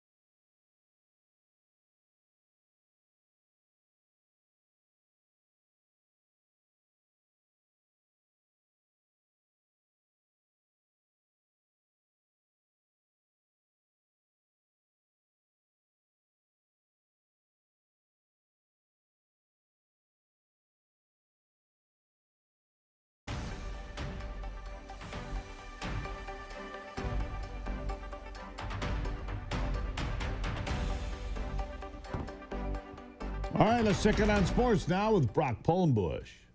With a look at sports, I'm Brock Polenbush. There was a full schedule of games in Major League Baseball yesterday. American League winners included Boston, Detroit, and Houston. Baltimore also swept a doubleheader from Toronto. In the National League, winners included Philadelphia, Milwaukee, and San Diego. 3 games in the WNBA last night. Golden State squeaked by Atlanta 77-75. Washington beat Chicago 103-86, and Las Vegas got past Los Angeles 89-74. In football, Cincinnati Bengals defensive end Trey Hendrickson is expected to end his holdout and report to training camp today, according to media sources. The All-Pro has been holding out for a new deal all offseason and has missed the first week of camp so far. Hendrickson is in the final year of his contract. He's expected to make $16 million this year. He was the NFL sack leader last year with 17.5 and made the Pro Bowl the last 4 years. That's a look at sports. Back to you, Steve.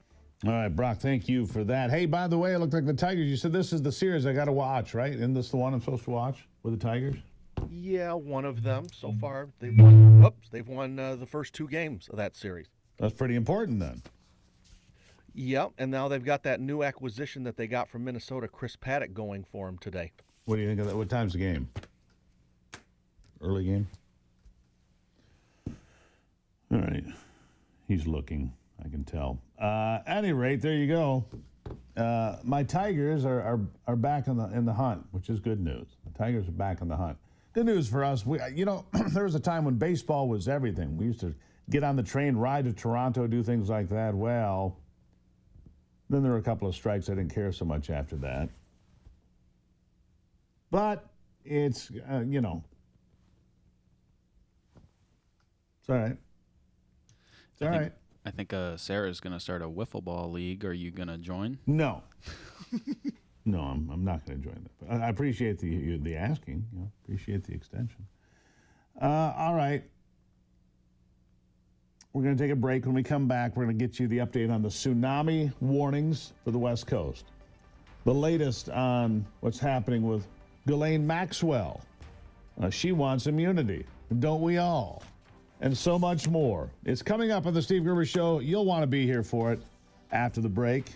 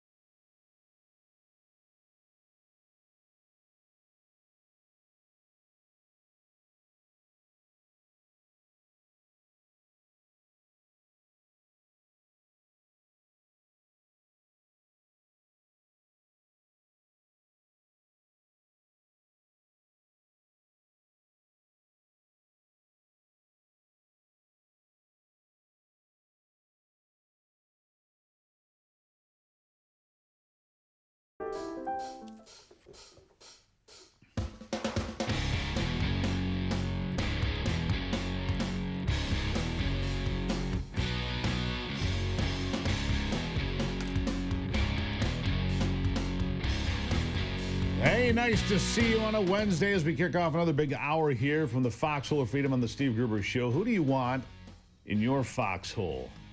Maybe somebody you can count on. That's why I invite you to join me in the Foxhole of Freedom every single day. We can fight for the truth together here. I've got three big things for you this hour. Number one, there are 12,000 new air traffic controllers on the way to you. Did you know that? 12,000 new air traffic controllers. Bet you hadn't heard that. Number two, why, when it rains, does Detroit flood out every single time? Pretty weird. We'll talk about that. And number three, the aftermath of that stabbing at Walmart, right? Got some good news on it. Everybody survived. The suspect is in jail. And some people are offering some pretty cool stuff in return. All right? B.J. Gill was the guy that was arrested. But one of the key people in stopping it was Marine veteran Derek Perry. He confronted the knife-wielding attacker with incredible courage and composure. Ordered him to drop the gun, drop the gun, drop the gun. Well, as a result of this, some cool things are happening. For example, Huron Valley Guns in New Hudson, Michigan. By the way, a terrific gun store. Remarkably good gun store is Huron Valley Guns in New Hudson. My friend Randy works there, has for years. And I've picked up a number of things there. You know, you can have lunch, you can watch people on the shooting range, get your hair cut. All at Huron Valley Guns. Well, they're offering Derek Perry, the hero of the day, a brand new Glock 43 in recognition of his brave and level-headed action. The Iron Pig Smokehouse in Gaylord announced they're giving Perry and other Good Samaritans who helped detain the suspect free Iron Pig for life. These folks were the real first responders the other day. Said the Smokehouse on Facebook. Amazing courage, outstanding restraint. The best of our communities come out during these times. Thank God for people like this in every community. I agree with that. Grand Traverse County, Traverse City law enforcement also praising those who stepped up.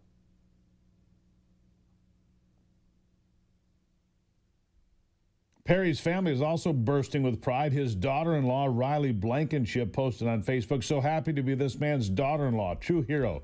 So proud of him for protecting so many today." And it goes on. So, good news there. Nice stuff, right? All right, about those air traffic controllers, you probably didn't know about that, right? You didn't hear that there are going to be 12,000 new air traffic controllers because there's been this pinch on the system. Well, not so much anymore. Listen to this. A couple months ago that we had an outage with our telecom. That's been fixed. We were rebuilding a runway there. That's been fixed. But we continue to have, staffing shortages with our air traffic controllers.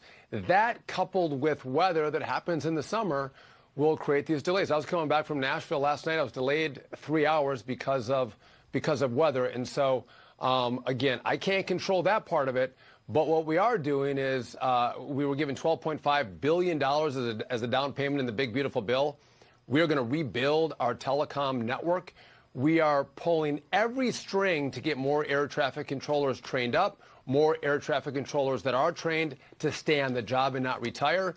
And so this is going to take us some time. The problem, Stuart, was that the last administration, Buttigieg and Biden, they knew this was a problem, and they did nothing to fix it. Before I got this job, President Trump said, we are going to fix our air traffic control system, and we are going to make it the best in the world and function for the American people, and that's exactly what we're doing. There you go. Secretary Duffy, Transportation Secretary, saying, here's where we're going to get it done. 12,000 new ones coming up. Maybe it's a job you'd like. Maybe it's a job for somebody that you know. Yeah, get trained, get a job. Job for life. High pressure, I'll tell you that. I want to talk about race for just a moment here because we've been talking about these attacks in Cincinnati and how brutal they were. These old white folks leaving the jazz festival, just getting the tar crushed out of them, knocked to the ground. Probably all of them have concussions, just had the hell beat out of them. Well, in Maryland, the governor there, Westmore, a rising star for the Democrats, says that black people are not voting for Democrats because of racism. Really?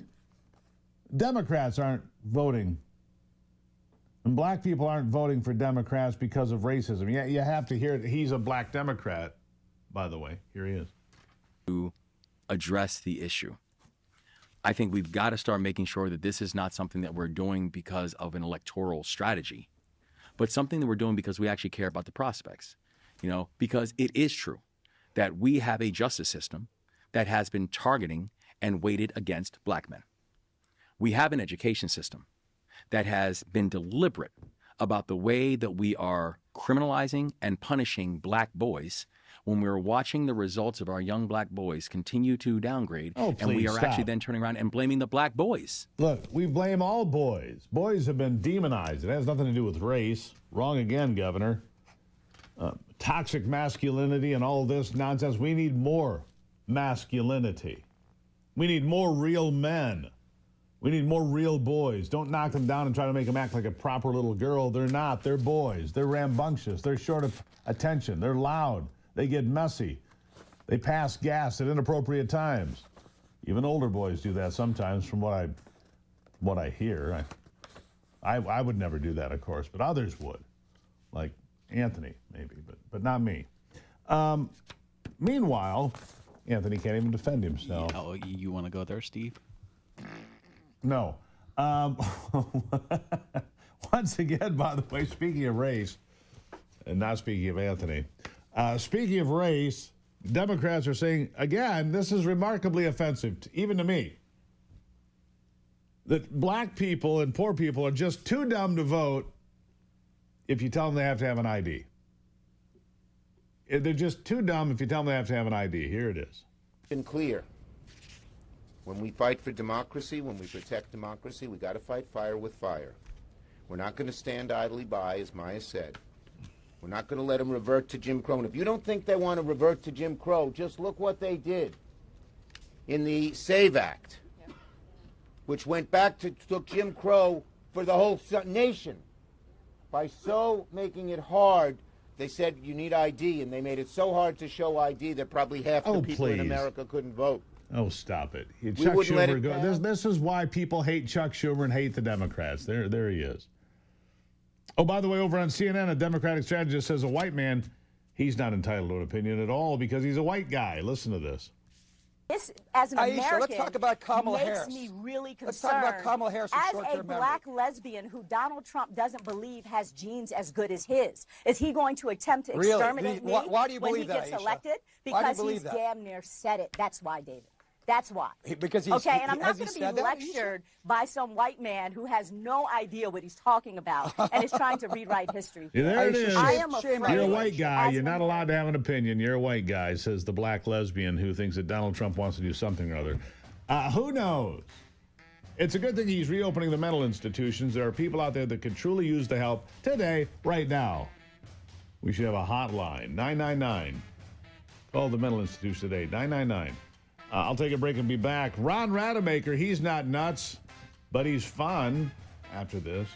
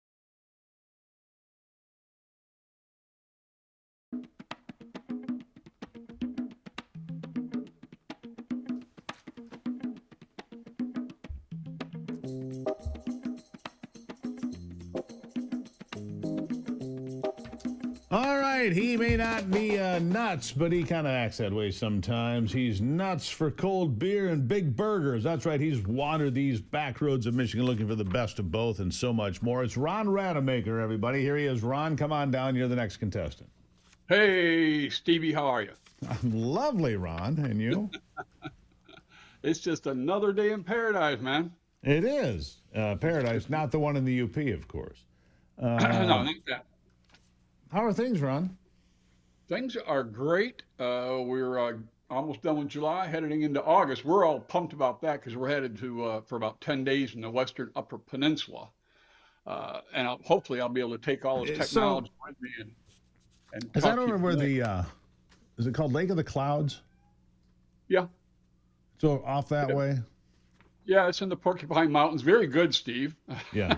I've never been, but so it is. Well, we're going to a whole list. We're going to be out there about 10 days. Helga and Kathy, they've never been, so I'm going to take them to the Keweenaw Wall, you know, that enigmatic wall that's out there, and where the glaciers scrape the ground, and Houghton Douglas Waterfall, which has been closed for about 40 years and just reopened a couple of years ago. Yeah. And of course, the clouds. Everybody's got to see that once in their lifetime. Yeah, it's on the list of incredible things to see. I mean, you see pictures of it. People love that place. Oh, they love it, yeah. So we're going to go. We're going to be staying at the Contica, which is where the wild bears come and eat the kitchen scraps every night. So why wouldn't they? Wild bears. Wild bears eating chicken kitchen scraps. It doesn't sound too wild, Ron. Yeah, it doesn't sound too wild, but I'm going to be trying to find out if they have fat balls. Fat balls. Now you're talking my language. Yeah, because Copperfest just went on. So, you know, with a fat balls update, the ultimate American fried food. I mean, that's a phrase that we can't hear often enough. That and American Eagle jeans and American fried food. You got it all there. American Eagle jeans, that's right. You racist. What is wrong with you? Yeah, I need a pair of jeans. I got to get some good jeans for going to the UP. Yeah. But if you those fat balls, I did find out I got to read this. They're filled with chocolate pudding, vanilla pudding, cherry Custard. filling, any kind of jam will do. But back in the day when you had them, right, it may have been Belgium custard, which sounds awesome to me. Man, those things. Yeah, I loved those. Yeah, loved those. Yeah, so they've been around for a while. If anybody goes to a county fair where they have them, I hope they'll let us know, so that we can, let people know where to go get them for next year. Yeah, there you go. So we got going on. I love them. Go on. I'm going to post a 3-day getaway at Michigan News Source later today or tomorrow morning for the inland waterway going east. And if you're a paddler, you already know about this, or a boater, you already know about it, but you may not have done it. It will tell you the high points nature areas only from Indian River all the way to Lake Huron on the inland waterway. You can actually go from Lake Huron almost to Lake Michigan without a portage these days. Right, which is pretty remarkable. So 3 days, where do you stay? You camp, Steve. You camp. There's campgrounds all along the waterway, both private, rustic, and commercial. Or if you've got a big enough boat, you sleep on the boat. Right. Big enough boat. We're gonna need a bigger boat around here, Ron. Yeah, we are. So a couple other things going on we should talk about. Up in Houghton, the Gem and Mineral Show is going on at the Seaman Mineral Museum, one of the great museums in Michigan. We're going to be visiting that as well. They have one of the great fossil rooms in any of the museums in Michigan. But this year, they're also offering field trips to several nearby mines. If you've ever wanted to get into one of these old mines, the Cliff Mine, the Iroquois Mine, the Wolverine Mine, and the Central Mine. That Cliff Mine is historic. So if you're into all that, that's all coming up next week up in Houghton. And but you got to plan your trip because the Mackinac Bridge, Minis on the Mac is going over. They're expecting over 1,000 Mini Coopers to cross the Mackinac Bridge. Yeah. They're trying to set a new record this year. The record is 1,451. A couple of days ago, they had over 1,000 registrations. These things are coming from all over the country. And when is that happening? That is happening this weekend. Gotcha. Minis on the Mac. All right. Minis on the Mac. Whatever. We're going the other way. We're going to the Belle Isle to the art fair.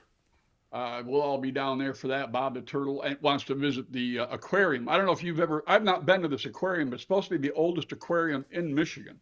I've not been to it either. You know, the best aquarium I find in Michigan is at Cabela's in Dundee, but that's just me. Yeah, well, that's a must-do. It's on everybody's bucket list. Yeah. Is the Cabela's in Dundee? There's no question about that. Speaking of which, in New Baltimore, not far from there, the Bay Area Sports and Fishing Tournament is coming up July 31st through August 2nd. So if you are going to be down that way, I want to do some fishing. And other than that, there's one more really good one. I'm not going to be able to get there because we're going the other way. In Port Austin, Caseville, they're having a Dark Skies event. And the staff from the College Planetarium will take people out to the Dark Sky Preserve at Port Crescent with a telescope to do some telescoping in a dark sky environment. So if you've never seen the Milky Way where there is no light at all, do it. You will never forget it. Take the kids. Do it. You'll never forget. Take the kids. Sorry, I'm bent over this. My pen died down here. I greatly appreciate it. By the way, we're out watching Shooting Stars, I guess, in East Jordan over the weekend. Boy, was that fun. It really was. So there you have it. If you want your back road highlighted with a big old spotlight and that guy with his shiny grin, go to MichiganBackroads.com. MichiganBackroads.com. MichiganBackroads.com. You're going to love it. I'm telling you, you are going to love it. We're going to take a break. We're going to be right back. This is the Steve Gruber Show. That's Ron Rademacher. He's out of here. So am I. Sit tight.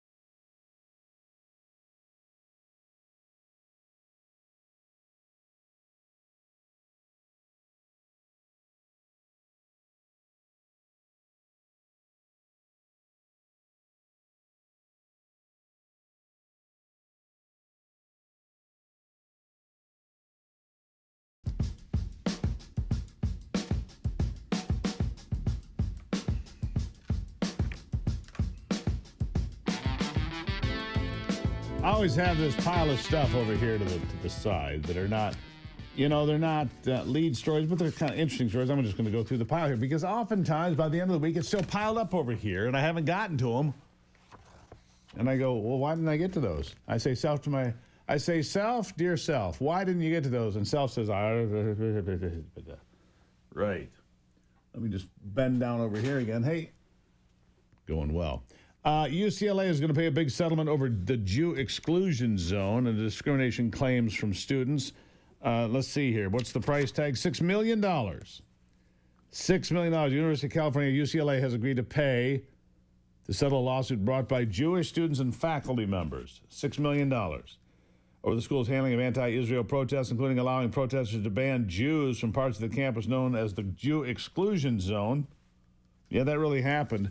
Meanwhile, if you've missed it, the UK, France, and others are now recognizing the Palestinian state as an actual place, even though there is no Palestinian state. Yeah, they're recognizing it anyway.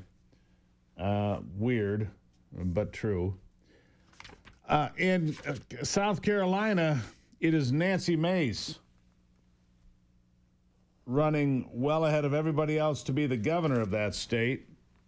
Nancy Mace appears well positioned to claim the Palmetto State's governor's mansion should she opt to seek statewide office. Let's see here. She's got the most support, 16% among Republican voters. Ahead of the state attorney general, Alan Wilson, he got 15%. Ralph Norman got 8%. My friend Ralph Norman, if he were to run for governor, wouldn't that be something? Governor Norman, that would be huge for us. And let's see here. The Trump administration is going to allow Chevron to again pump oil in Venezuela. Reversing a ban there. Florida Republicans praising the president's move after opposing Chevron licenses in the past. So, there you go. You're up to date on the extra pile of stuff to the side. That's the extra pile. Now you got them all. I'll take a break and be right back. It is the Steve Gruber Show. Glad you're here.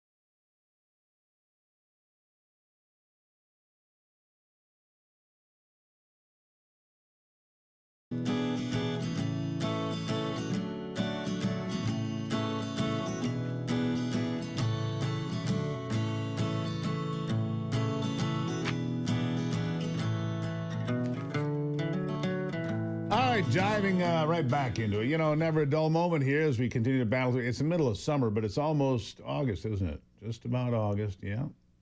And, well, a lot going on. Joining me now is State Representative Mike Harris. He's a Republican from Waterford. That's in Oakland County. And the Democrats have put forth a bill to unmask ICE agents so they can dox them, I suppose. Look, these people are being targeted all the time. And I don't hear the Democrats complain about Antifa and anti-Semitic rioters and violent people taking their masks off. I don't hear that. Anyhow, maybe I just digress. Mike Harris, welcome back to the program. Steve, great to be here. Nice to see you. So the Democrats want to rip the mask off from ICE agents who are being targeted for violence.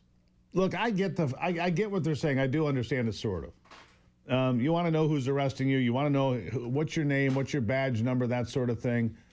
But on the other side of that is the safety for law enforcement doing proper enforcement and collecting illegal aliens and shipping them out of the country. So there is a balance here, but where do you come down on it?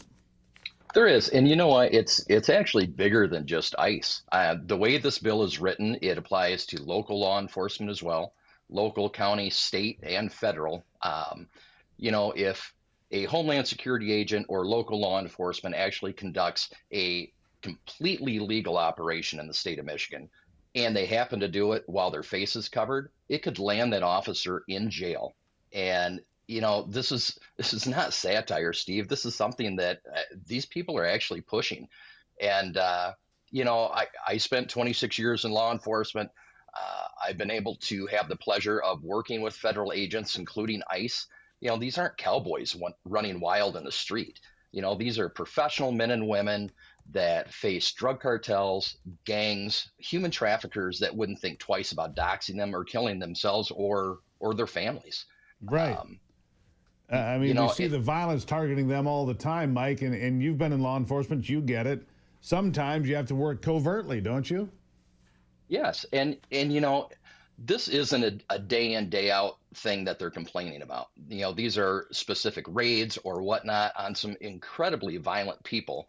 And, you may have officers that, as part of their duties, may work covert operations, and now they are part of this raid in uniform, and they might want to cover up their face, so their identity is not shared, with other drug cartel members.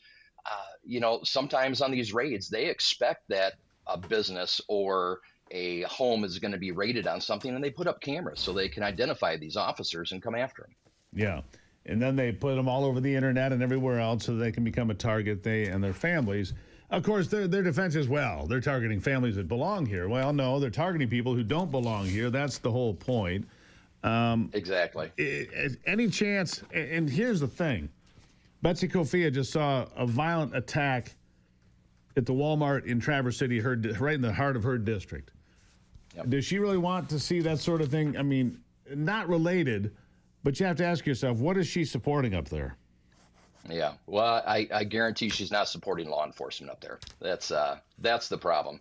And here we see, it's another great example of law-abiding citizens that stopped horrible tragedy, right? We have people that, thank God were armed and were able to defuse the situation. And, and again, you have a representative up there that unfortunately doesn't back that type of a thing. And certainly not law enforcement, as we've seen. And let's be clear, Steve, none of this is about transparency or accountability. It's totally a political stunt wrapped up in like self-righteous indignation. Well, there's a lot of that going around, isn't there? Self-righteous indignation. It's not in short supply, not in Washington, not in Lansing, is it? No, you are spot on. Yeah. And you nailed it earlier. These same legislators would never apply these rules to Antifa thugs that are burning the world down. No, in fact, you got your masks, you've got your scarves, you've got your all these different things. They're all for that, aren't they? They are. And I didn't spend my entire career in law enforcement to sit down in Lansing and watch my colleagues try and burn down the brave men and women in law enforcement. So you're going to see me fighting this quite a bit. And thank God we have a speaker like Matt Hall, who is running things, and he is committed that this is dead on arrival anyhow. But I hate any time that people, the far left, jump out and criminalize or insult these brave men and women that are just doing their jobs. And they are just doing their jobs. So let me ask you about something else when it comes to law enforcement. Maybe you've been paying attention, maybe you have not. We haven't talked about it in a few days here on the program, but you make me think about the vote of no confidence at the Michigan State Police. This governor has created a huge mess at what has historically been one of the premier law enforcement agencies not just in the country, but in the world. The Michigan State Police, now they have people up there that they think basically are clowns. 98% voted no confidence, if I read the polling right. And they polled the vast majority of the rank and file of the Michigan State Police. Almost no one has confidence in the leadership there. What are we going to do to fix this? Yeah, we're trying, and I give a lot of credit to Representative Mike Mueller, who's heading up that committee. He's really called people to the carpet, as well as Chair Jay DeBoyer, who's running our oversight committee. And that unfortunately the governor's doubled down, and so have some other people. And I don't know if you knew this, the colonel is a African American male, and this has been turned in, instead of a professional and performance issue, it's been turned into a racial issue. And unfortunately, the governor's pushing that theory that he's being pointed out because he's a minority. And that's absolutely not the case. Absolutely false. There are black patrolmen, Hispanic, white, men, women, short, tall, wide, small. Doesn't matter. If you are proficient and professional, there's a place for advancement in the Michigan State Police. That's the way it should be. Not just based on something else like immutable traits, right? I mean, it's not a racial issue. It's a lack of competence, not according to me. According to the rank and file Michigan State Police, who gave a 98% vote of no confidence, right? The governor's wrong on this. It is, absolutely. And we've given her tons of chances to try and rectify the situation, and instead she's doubling down on this issue. So we're going to continue to push forward and protect those rank and file members that are pushing for change.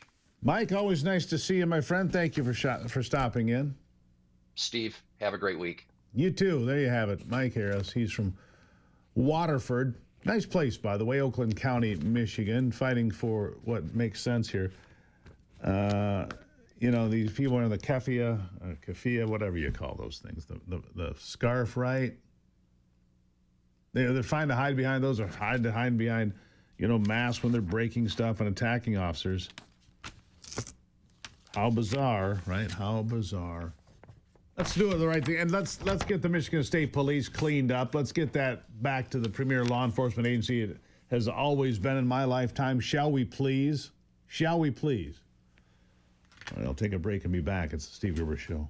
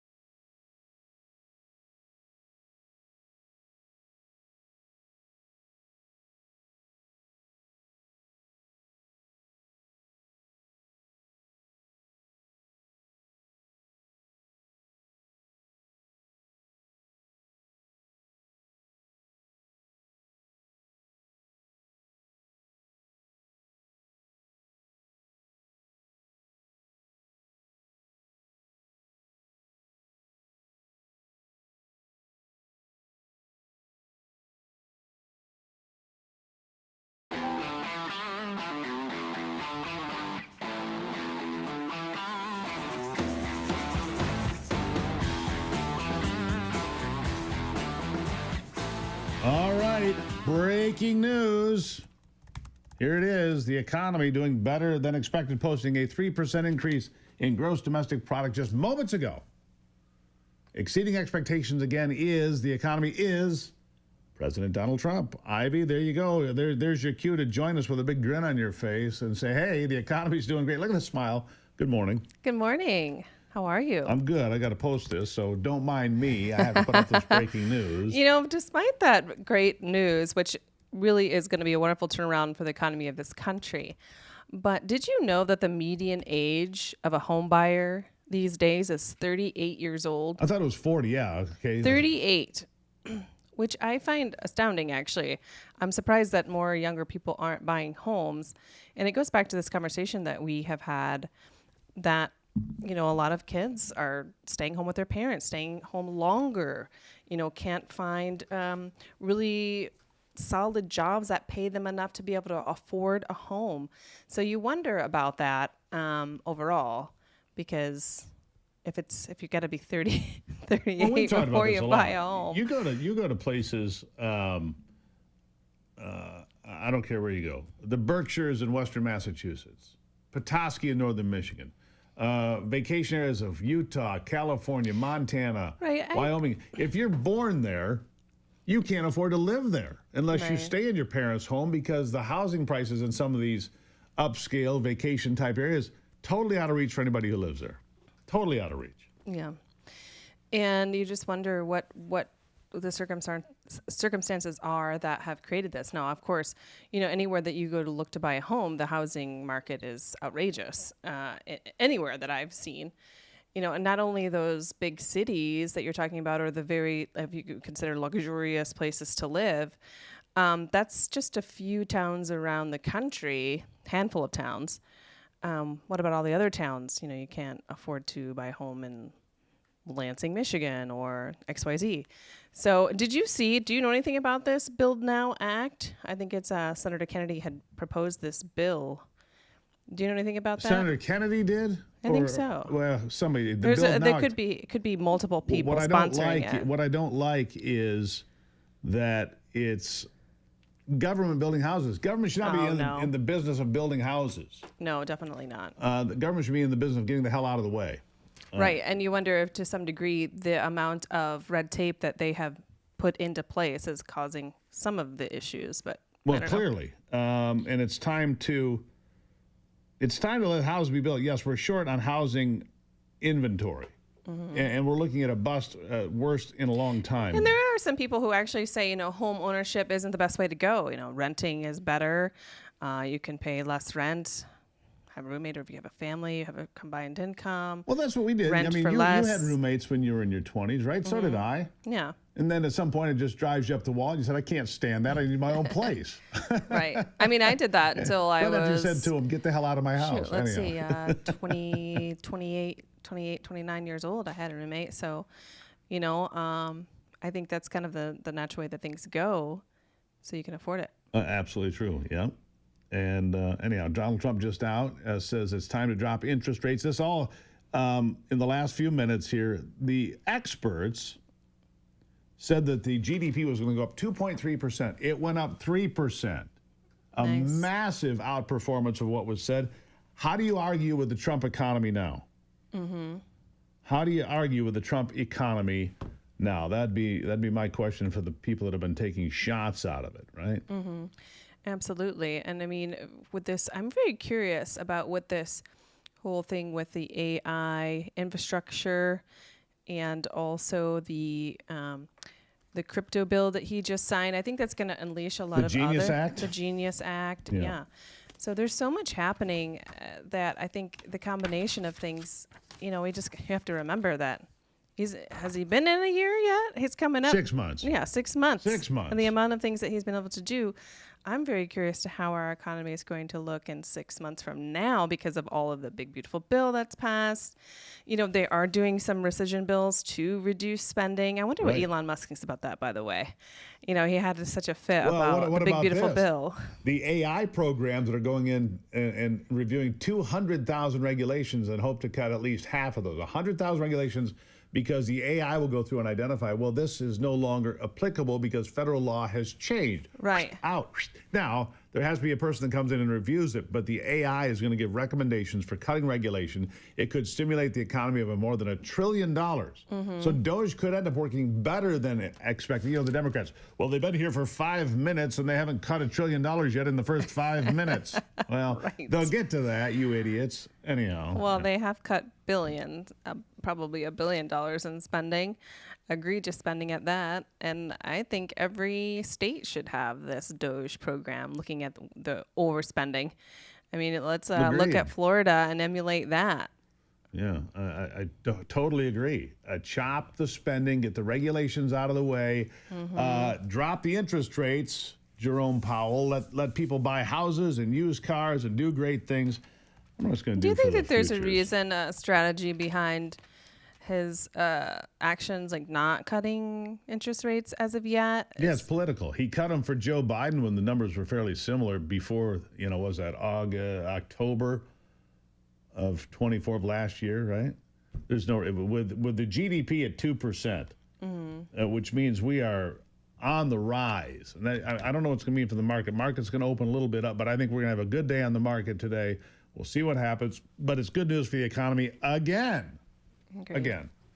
There you go. Thank you, Donald Trump. Right, and this comes just 2 days after he makes a deal worth $1.35 trillion of investment into America, courtesy of the EU, which got nothing. Right, Nothing. and this is just the beginning, too. I mean, this is one of the many trade deals that he's going to create and implement. So we'll see what the future holds. I know the next big one, China, that they pushed back the deadline. So hopefully there's something, some sort of agreement coming up. He said no more deadline, Okay. We'll see. That's Friday. We'll find out. I love the pink, bud. Thank you. Love the pink. Love you. Love you. I'll take a break and be back with final thoughts after this on the Steve Gruber Show.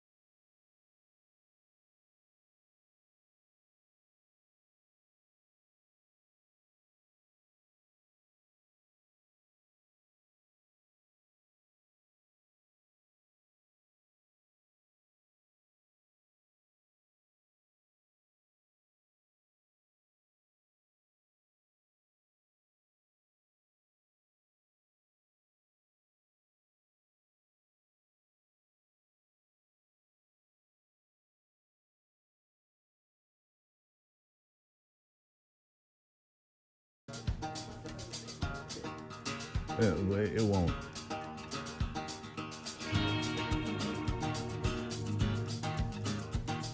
All right, so the economy booming. That's the big headline at this hour. The economy booming, GDP up 3%. So that's a big deal.